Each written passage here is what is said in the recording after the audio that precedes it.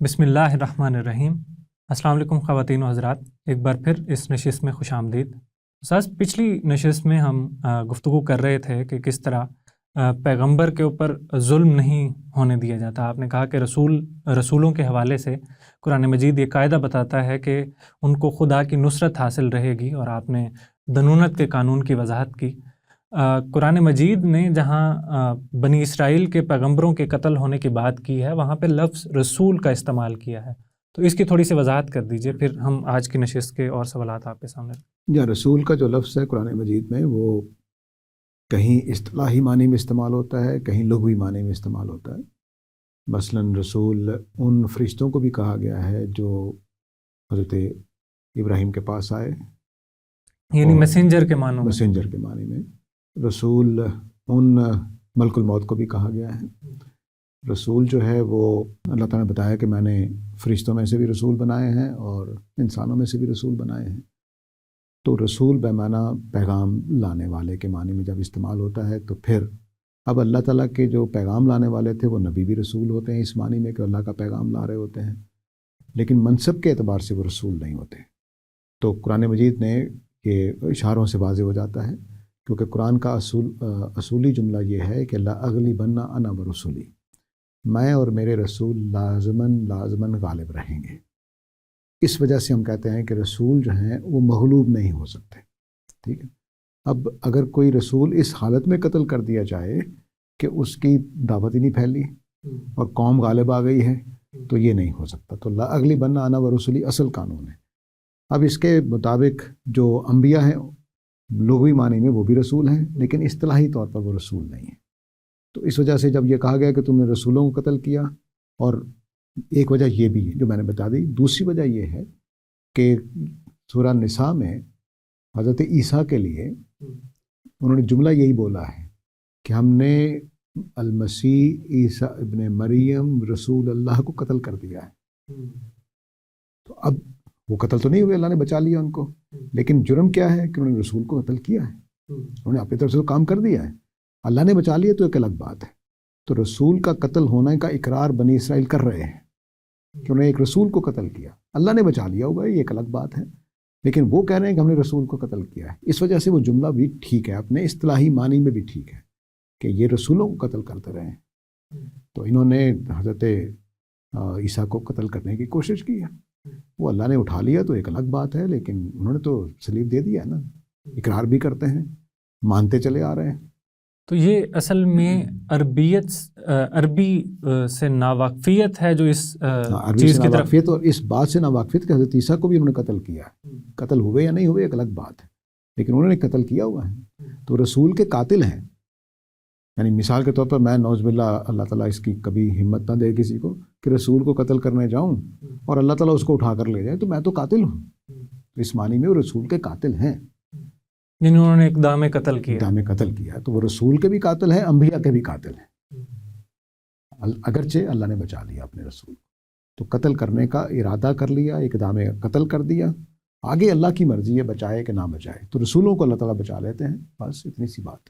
جی استاذ، آپ کی گزشتہ گفتگو سے بھی یہ اندازہ ہو رہا ہے، اور ہم بھی جب مطالعہ کرتے ہیں تو یہ لوگ نبیوں سے واقف ہیں۔ اب اعتراض یہ کیا جاتا ہے کہ محمد صلی اللہ علیہ وآلہ وسلم کا کریکٹر لیا جائے اور دیگر انبیاء کا کریکٹر لیا جائے، ایون وہاں کے لوگوں کے لیے بھی، وہ کیونکہ رسولوں سے واقف ہیں، ان کو ایک بہت بڑا گیپ ملتا ہے وہاں پہ۔ وہ یہ کہ خدا کے جو رسول ہوتے ہیں جن سے ہماری واقفیت ہوئی ہے، ان کے ساتھ ایک چیز لازم ہوتی ہے جس کو معجزات کہا جاتا ہے۔ موسیٰ علیہ السلام کے عصا سے لے کے حضرت عیسیٰ علیہ السلام کا شفا دینا اور اس طرح سے مردوں کو زندہ کر دینا، تو یہ ساری باتیں جو ہیں ان سب سے وہ لوگ واقف ہیں۔ آپ صلی اللہ علیہ وسلم کے پاس تو کوئی معجزہ بھی نہیں ہے اس طرح کا، تو یہ کس طرح کا پیغمبر ہے اور وہ لوگ ان کو کس طرح سے تسلیم کریں؟ جو معجزات کا معاملہ ہے اس میں لوگ صرف معجزات کے ہونے کو دیکھتے ہیں اور ایک پورا تھیری خود بنا لیتے ہیں۔ قرآن مجید نے اس بات کو واضح کیا ہے کہ معجزات کا قانون کیا ہے خدا کی نظر میں، وہ واضح کیا قرآن مجید نے، اور اس میں آپ کو تورات میں بھی یہ چیزیں نظر آ جائیں گی۔ معجزات صرف اور صرف اس وقت دیے جاتے ہیں ایک تو یہ کہ صرف رسول کو دیے جاتے ہیں، دوسرا یہ کہ اس وقت دیے جاتے ہیں جب رسول کے لیے کوئی مسئلہ ہو. مثلا حضرت موسیٰ کو بچانا ہے فرعون سے، وہ ان کا ایک آدمی قتل کر کے آئے ہوئے ہیں، قتل ہو گیا ہوا ہے، قتل کر کے نہیں آئے، قتل ہو گیا ہوا ان سے، اور وہ جب واپس جائیں گے انہوں نے جملہ یہی بولا اللہ تعالیٰ سے حضرت موسیٰ نے کہ بھئی میں تو ان کا مجرم ہوں، مجھے مار دیں گے. تو اللہ نے کہا کہ تم یہ معجزات لے جاؤ اپنے ساتھ، اور میں تم میری نگرانی میں جا رہے ہو، تمہیں وہ کچھ نہیں کہہ سکیں گے. ایک ریزن یہ اللہ تعالیٰ نے بتایا ہے. دوسرا، کسی قوم کا فیصلہ کرنا ہو تب معجزات آتے ہیں. حضرت عیسیٰ کے معجزات کی نوعیت یہ ہے کہ اہل کتاب جو تھے، یہود جو ہیں بنی اسرائیل، ان کے بارے میں فیصلہ کرنا تھا کہ اب نبوت ان کے ہاں ختم کر دی جائے. یہ اس قابل نہیں ہے کہ ان کے اندر رسول بھیجا جائے. اس فیصلہ کرنے کے لیے اتنا بڑا رسول بھیجا گیا کہ جس کی پیدائش سے لے کر وفات تک معجزہ ہے. تو ان کا فیصلہ کرنے کے لیے چنانچہ قرآن میں 6-7 جگہوں پر کہا ہے کہ اگر تم چاہتے ہو کہ آسمان سے فرشتے اتر آئیں تو جب فرشتے اتریں گے تو فیصلہ ہوگا. حضرت عیسیٰ کے زمانے میں بھی ایک واقعہ پیش آیا جس کا اللہ نے انکار کر دیا. حضرت عیسیٰ کے ساتھیوں نے کہا، حالانکہ وہ کتنے معجزات کر رہے ہیں، حضرت عیسیٰ کے ساتھیوں نے کہا کہ ہم پر بھی آسمان سے کھانا اترے. اللہ نے کہا میں اتار دوں گا، لیکن اس کے بعد انہوں نے کہا جی ٹھیک ہے ہم نہیں مانتے. تو دوسرا قاعدہ یہ معلوم ہو رہا ہے کہ افراد امت ان کا مطالبہ پورا نہیں کیا جائے گا. یعنی وہ جب پیغمبر ہونے کی دلیل مانگیں گے تو وہ نہیں دی جائے گی. یہ قرآن خود ثابت کرتا ہے. اور اگر قرآن مجید سے یہ پوچھا جائے کہ تم یہ ثابت کرو کہ تم خدا کی کتاب ہو، تو پھر وہ یہ بھی ثابت نہیں کرے گا. وہ دلائل دے گا. وہ دلائل ٹینجیبل ہیں، حسی ہیں، وہ قرآن نے دیے ہیں، لیکن وہ معجزات کی شکل میں نہیں دے گا. معجزات آئیں گے فیصلہ کرنے کے لیے. تب معجزات کی 3 قسمیں ہو گئیں: رسول کو بچانے کے لیے، رسول کی قوم کا فیصلہ کرنے کے لیے، اور تیسری قسم ہے جو رہ گئی پہلی بات میں، وہ یہ کہ رسول کو ضرورت پڑ گئی ہے یہ ثابت کرنے کے لیے کہ تم واقعی اللہ کے رسول ہو کہ نہیں. تو نبی صلی اللہ علیہ وسلم کی معراج، حضرت موسیٰ کا واقعہ خضر، یہ اس بات کے لیے ہیں، اور نبی اکرم صلی اللہ علیہ وسلم کے سورہ نجم میں جو بیان کیا گیا ہے وہ اس بات کے لیے ہے کہ رسول کو پتہ چلے کہ میں کسی وہم کا شکار نہیں ہوا ہوں، واقعتاً اللہ کا رسول بنایا گیا ہوں. تو اس کے لیے پھر ایک پورے پروسیس میں سے گزارا جاتا ہے اس کو. اس وقت بھی معجزات ہوتے ہیں لیکن وہ لوگوں کے سامنے نہیں ہوتے، وہ صرف پیغمبر ان کا ایکسپیرینس کرتا ہے. ٹھیک. استاذ، آپ صلی اللہ علیہ وسلم کے نبی نہ ہونے پہ یا ان کی اس کتاب کے دینے میں جو ایک اور اعتراض پیش کیا جاتا ہے وہ یہ کہ دیگر پیغمبروں کا جو معاملہ ہے اس میں وہ فائٹ بیک نہیں کرتے.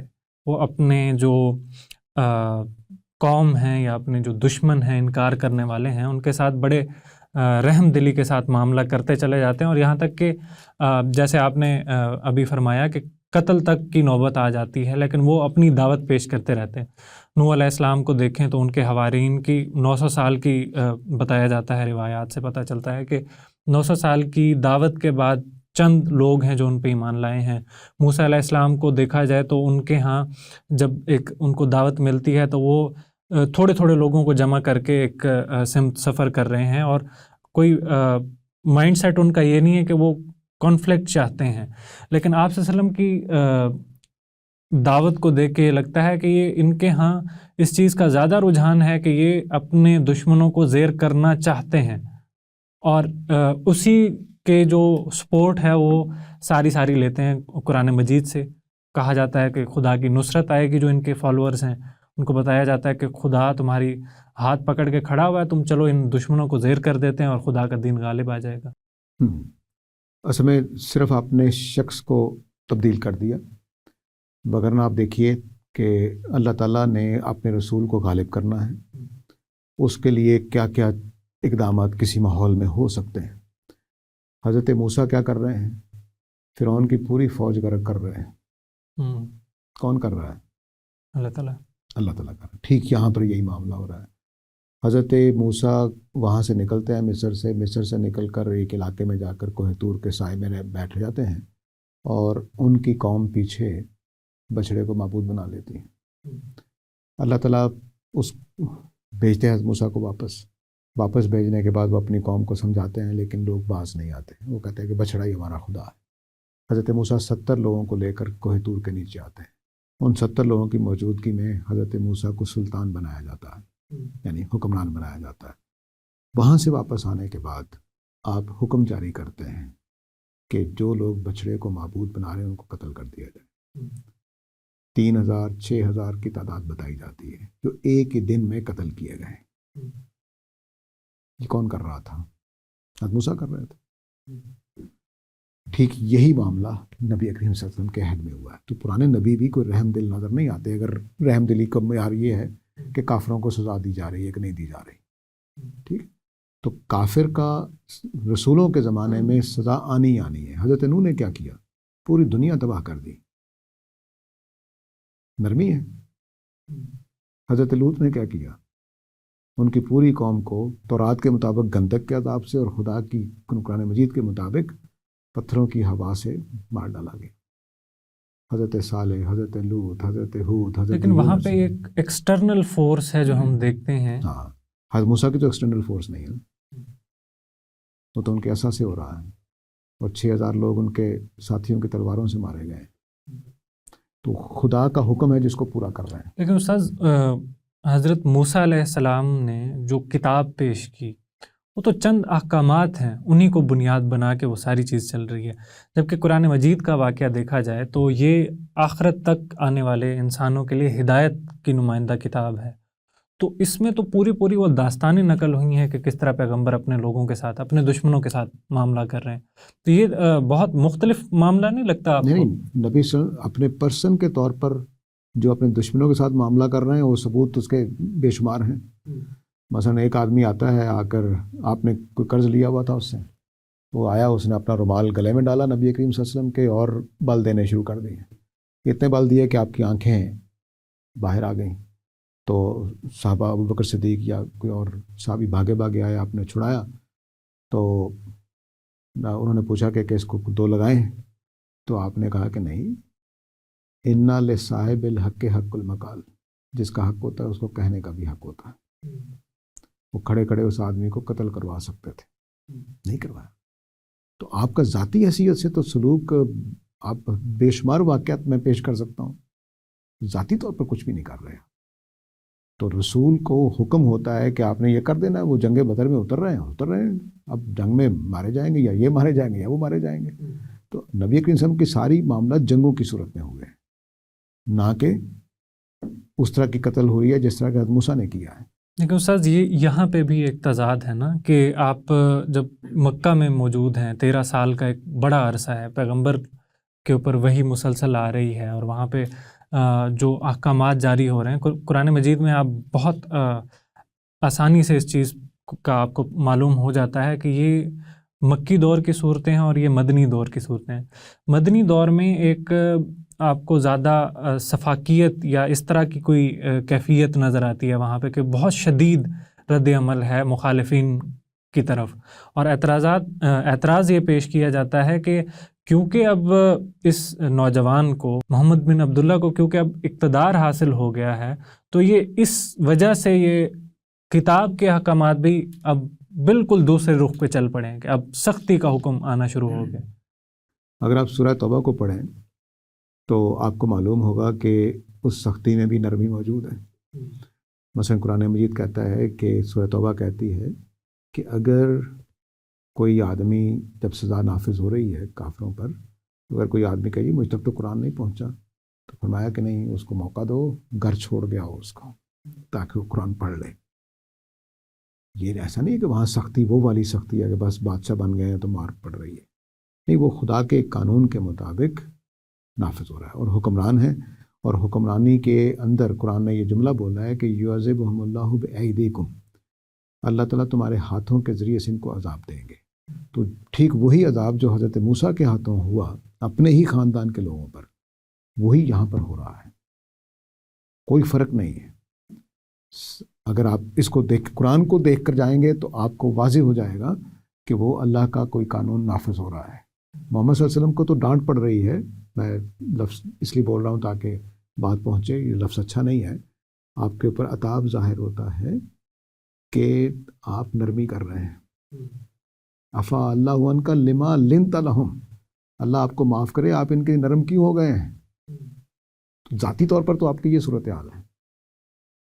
تو لیکن خدا کے قانون کے لحاظ سے ان کو حکم تھا کہ ان کو کہیں چھوڑنا نہیں ہے، معاف نہیں کرنا ان کو، کیونکہ یہ اللہ کی میزان میں مجرم ثابت ہو گئے ہیں. تو قرآن مجید یا تو پورا پڑھیے، پورا جب پڑھیں گے تو آپ کو سمجھ آ جائے گی کہ نبی کریم صلی اللہ علیہ وسلم بالکل بعض موقعوں پر نرمی کی جگہ پہ کھڑے ہوتے ہیں. اللہ تعالیٰ کہہ رہے ہوتے ہیں کہ بس نہیں، سختی کرو ان کے اوپر، آپ نرمی نہیں کریں ان کے اوپر. اللہ تعالیٰ کہہ رہے ہوتے ہیں نبی صلی اللہ علیہ وسلم کو. تو نبی کریم صلی اللہ علیہ وسلم تو نرم ہے، اتنے نرم ہے کہ قرآن کو یہ کہنا پڑا کہ اللہ کا باقی النفس کا، آپ تو اپنے آپ کو ہلکان کر لیں گے ان کے غم میں. تو ادھر نرمی اتنی زیادہ ہے، لیکن خدا کے قانون کی سختی ہے جو نافذ ہو رہی ہے. تو اگر آپ نبی کریم صلی اللہ علیہ وسلم کے واقعات کو دیکھیں، قرآن مجید میں جو عطاب کے مقامات ہیں اس میں دیکھیں، تو آپ کو صاف نظر آئے گا کہ بعض اوقات ایسا لگے گا کہ اس قانون کے نفاذ میں نبی صلی اللہ علیہ وسلم کی ذات رکاوٹ بن گئی تھی. آپ محسوس کریں گے قرآن مجید میں. تو آپ کی نرمی تو اتنی زیادہ نرمی ہے. لیکن قرآن ہی کے بعض قوانین ہیں جن کی خلاف ورزی خود محمد رسول اللہ صلی اللہ علیہ وسلم کرتے ہوئے نظر آتے ہیں. جیسے نکاح کا معاملہ ہے، اس میں ایک خاص یعنی تعداد بتا دی گئی، سورہ نساء ہے غالباً، کہ آپ 4 شادیاں جو ہیں وہ کر سکتے ہیں، جبکہ آپ صلی اللہ علیہ وسلم کے بارے میں ہمیں بتایا جاتا ہے کہ وہ ان کے نکاح میں زیادہ خواتین کی تعداد ہے. اور دوسرا اسی سے ایک ملتا جلتا ہی سوال ہے کہ غلامی، جس کو اتنا شدید یعنی ایک طرح سے ایلیمینیٹ کر دیا ہے قرآن مجید نے کہ اب آپ غلام نہیں رکھ سکتے، اس کے باوجود آپ صلی اللہ علیہ وسلم کی ہی ایک زوجہ ہیں جن کے بارے میں یہ معلوم تاریخ سے کہ وہ آپ کو غلامی میں ملی تھیں اور ان سے آپ نے نکاح کر لیا اور وہ غلام ہی رہیں. اور اسی طرح کے واقعات کہ انہوں نے غلامی کو پوری طرح ختم نہیں کیا، خود پیغمبر نے ختم نہیں کیا اپنے لیے. دیکھیے جو شادیوں کا معاملہ ہے اس میں ایک جو سورہ احزاب میں اگر آپ پڑھیں گے تو سورہ احزاب میں یہ پکچر سامنے آتی ہے، بنتی ہے کہ ایک منہ بولا بیٹا ہے، اس کا ان کی شادی کی ہے نبی سم کا منہ بولا بیٹا ہے حضرت زید کی شادی غلاموں کو بلند مرتبہ دینے کے لیے. جو حضرت زید ہے یہ غلام تھے، آپ نے آزاد کیا، آزاد کر کے اپنا بیٹا بنایا. لیکن عرب معاشرے میں آزاد کردہ غلام بھی مولا کہلاتا تھا، وہ آزاد نہیں کہلاتا تھا پوری طرح سے. تو وہ آزاد کردہ غلام تھے. آزاد کردہ غلام کی شادی آپ نے اپنی پھوپھی زاد بہن سے کر دی، اپنی کزن سے. لیکن وہ شادی کامیاب نہیں ہوئی. تو اب عربوں کے ہاں کچھ رسم بھی چلی آ رہی تھی کہ منہ بولے بیٹے کے بیوی سے شادی نہیں کرتے، وہ بہو ہوتی، سگی بہو کی طرح ہو جاتی. تو اسلام میں عربوں کے ہاں دین ابراہیمی میں بہو کے ساتھ سسر شادی نہیں کر سکتا، حرام ہے ہمیشہ کے لیے. بیٹا مر جائے تب بھی، طلاق دے دے تب بھی، یہ حرمت کا ایک رشتہ بن جاتا ہے، یعنی وہ بیٹی کی طرح حرام ہو جاتی ہے. تو اب اس رسم کو بھی توڑنا پیش نظر ہے، اور حضرت زینب کا دلجوئی بھی پیش نظر ہے. اس کے لیے پورے رسول کے لیے قانون میں تبدیلی کی گئی ہے. یہ بلا شبہ آپ کہہ سکتے ہیں کہ ایک فیور سی لگ رہی ہے، لیکن وہ اس کی حکمتیں سورہ احزاب میں آپ دیکھ سکتے ہیں کہ واضح کی گئی ہیں. اس موقع پر آپ کو کچھ پابندیاں ہٹا لی گئیں، کچھ لگا دی گئیں. آپ کے لیے تمام خواتین حرام کر دی گئیں سوائے 2 کیٹیگریز کے. ہم میں سے تمام لوگوں کے لیے باقی ساری خواتین حلال ہیں، کوئی کیٹیگری حرام نہیں ہے سوائے ان رحمی رشتہ داروں کو جن کو محرم کہتے ہیں اردو زبان میں. باقی ساری عورتیں جائز ہیں، نبی صلی اللہ علیہ وسلم کے لیے منع کر دی گئی. ٹھیک ہے، تو کچھ پابندیاں لگائی گئی، ایک نرمی کی گئی اس رسم کو توڑنے کے لیے. اور اس کی دلیل یہ بنائی اللہ تعالیٰ نے کہ تم خاتم النبیین ہو، اس کے بعد یہ معاملہ ہو نہیں سکنا تھا. ٹھیک ہے، اور یہ قانون اللہ تعالیٰ وہاں جو اہم مسئلہ ہے وہ رحمی رشتے کی حرمت ہے جو قائم کرنا چاہتے ہیں اللہ تعالیٰ. تو اس میں بتایا کہ کوئی ماں کوئی باپ دعوے سے نہیں بن سکتا. اس لیے یہ جملہ قرآن میں پہلی دفعہ آیا ہے کہ محمد صلی اللہ علیہ وسلم تم میں سے کسی بھی آدمی کے باپ نہیں ہیں. کہنے کی کیا ضرورت ہے؟ کچھ تاریخی واقعہ سنانا پیش نظر ہے، نہیں، اس شریعت کو بتانا پیش نظر ہے جس کے لیے یہ معاملہ کیا گیا۔ اس موقع پر پھر آپ کو 4 سے زیادہ شادیوں کی اجازت دے دی گئی، لیکن باقی ساری عورتیں حرام کر دی گئی سوائے 2 کیٹیگریز کی۔ ٹھیک ہو گیا؟ تو اب یہ جو قانون ہے یہ اس وجہ سے رسولوں کو چونکہ استعمال اس لیے کیا جا رہا ہوتا ہے کہ وہ شریعت کو دینے والے ہیں، شریعت کو واضح کرنے والے ہیں، تو کچھ چیزیں اس اہمیت کی ہیں، رحمی رشتہ، صلہ رحمی اور حرمتیں۔ حرمتوں میں اللہ تعالیٰ اتنے سخت ہیں، پورا قرآن دیکھیے، تورات دیکھیے، انجیل دیکھیے، تو حرمتوں میں اللہ تعالیٰ اتنے سخت ہیں کہ کسی کی جرت نہیں ہے کہ وہ حرمت خود قائم کرے۔ تو اس حرمت کو ختم کرنے کے لیے جو عربوں نے بنا رکھی تھی، یہ ایک اقدام کیا گیا تھا۔ اب اس اقدام میں جو شادی ہوئی ہے وہ صرف حضرت زینب کی ہوئی ہے، اس اقدام کی وجہ سے کہ تاکہ ان کا جو معاملہ ہوا ہے وہ ختم ہو جائے۔ تو حضرت زید نے نبی صلی اللہ علیہ وسلم یہاں بھی رکاوٹ بن رہے ہیں۔ اگر آپ سورہ احزاب کو پڑھیں تو اللہ تعالیٰ نے کہہ دیا ہے کہ تمہیں کیوں روک رہے ہو حضرت زید کو طلاق دینے سے، ہم نے تمہاری شادی طے کر دی ہے، یہ ہوگی۔ تو وہاں نبی صلی اللہ علیہ وسلم نہیں کر رہے ہیں۔ اگر قرآن مجید کا ریکارڈ آپ پر اعتماد کرتے ہیں تو اس میں یہی لکھا ہوا ہے کہ آپ کیوں روک رہے ہیں، آپ کیوں چھپا رہے ہیں وہ بات۔ وہ چاہتے تھے کہ شادی قائم رہے حضرت زید کی، اللہ تعالیٰ نے کہا نہیں، بس ختم۔ اب رہ گیا غلامی والا معاملہ۔ تو نبی کریم صلی اللہ علیہ وسلم کی کوئی بھی زوجہ محترمہ یا کسی بھی لونڈی سے، کسی بھی غلام عورت سے آپ کا کبھی کوئی ازدواجی تعلق نہیں رہا۔ ازواجی تعلق کن معنوں میں؟ یعنی جیسے میاں بیوی ہوتے ہیں، کبھی بھی نہیں رہا۔ اب رہ گیا ماریہ قبطیہ کا کیس۔ ماریہ قبطیہ کو ہمارے علماء نے لونڈی بنایا ہے، غلام بنایا ہے۔ اگر آپ صحیح بخاری میں مکوکس کو خط جو نبی صلی اللہ علیہ وسلم نے لکھا، اس کا جواب پورا ریکارڈ پر موجود ہے، اس میں مکوکس کا خط ایز اٹ واز وہ بیان کر دیا گیا ہے۔ اس میں مکوکس نے لکھا ہے کہ میں نے آپ کی دعوت کو سمجھ لیا ہے اور میں سمجھتا تھا کہ آپ شام میں آئیں گے، سیریا میں، لیکن اب آپ آ گئے ہیں تو ٹھیک ہے، میں آپ کو تحفے میں 1 خچر، 1 غلام اور 2 اپنے گھرانے کی معزز خواتین بھیج رہا ہوں۔ اپنے گھرانے کی معزز خواتین، یہ غلام ہوتی ہیں، یہ ہے ہماری قبطیہ۔ یعنی وہ اس سردار کی بھیجی ہوئی ان کے رشتہ دار ہیں، ان تحفہ۔ ہاں، پرانے زمانے کے جو بادشاہ ہوتے تھے وہ دوستی تعلق قائم کرنے کے لیے اس طرح کی ایکسچینج میں رشتے کر لیتے تھے کہ ان کی اب بھتیجی بانجی مکوکس کی بادشاہ مصر کی بھتیجی بانجی جب نبی صلی اللہ علیہ وسلم کی بیگم بن جائے گی تو دوستی قائم ہوگی۔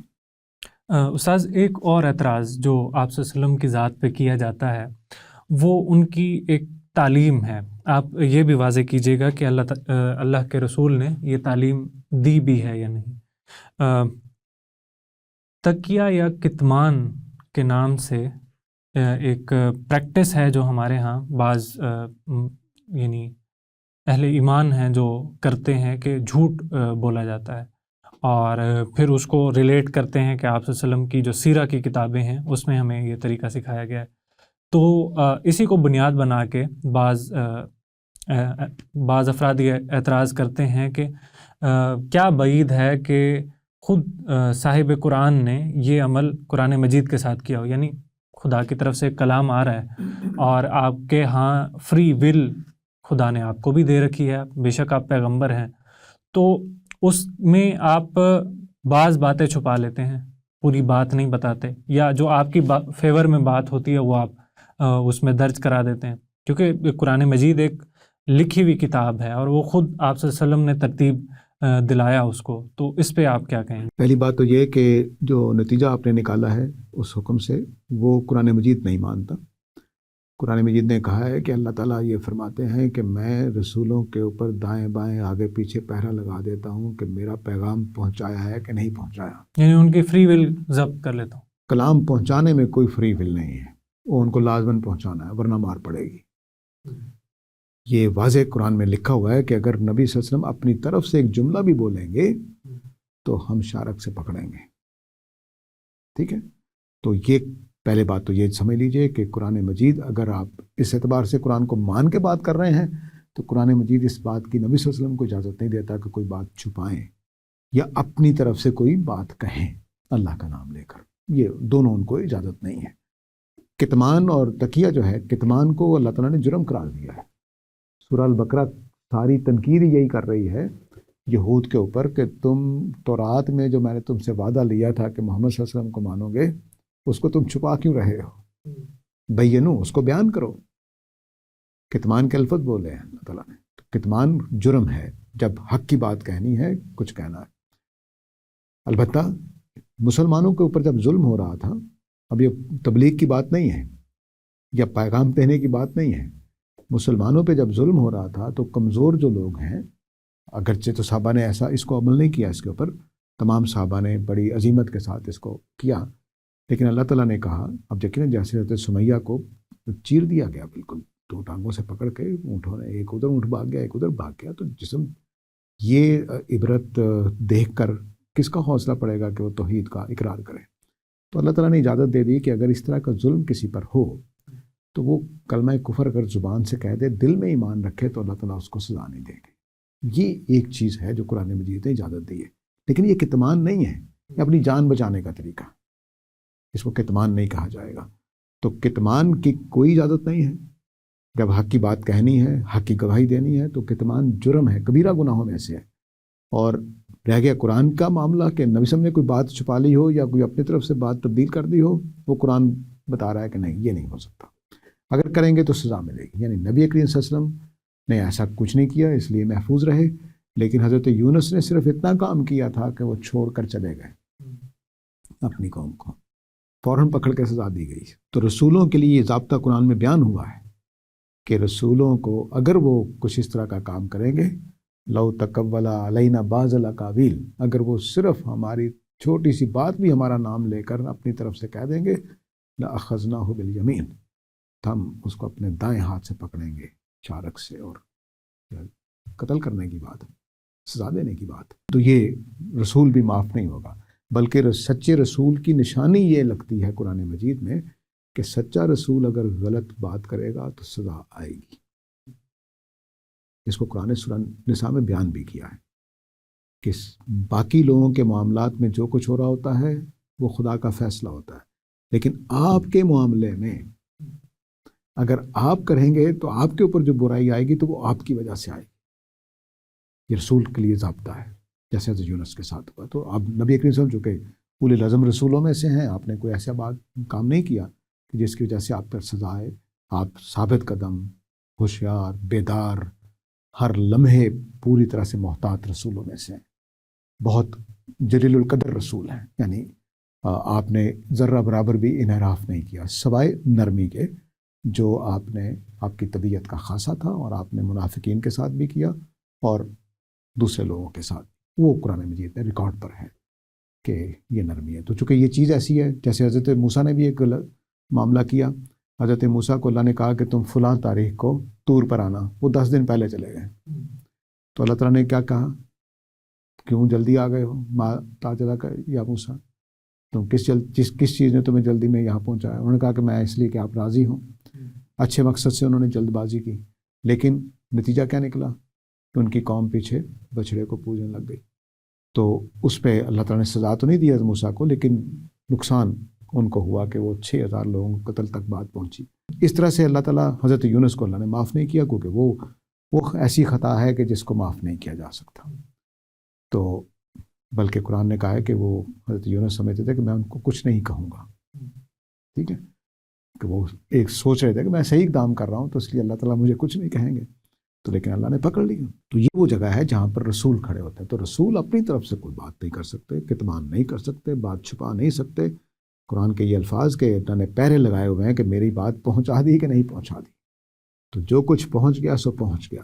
اب جو تدوین قرآن مجید کی اللہ تعالیٰ نے کی ہے، جمع کروایا ہے، تو وہ اگر نبی صلی اللہ علیہ وسلم کے زمانے میں ان کو اس کے اوپر کوئی پکڑ نہیں آئی کہ آپ نے قرآن پورا کیا کہ نہیں کیا، تو اس کا مطلب ہے کہ ٹھیک ہے. بہت شکریہ استاذ.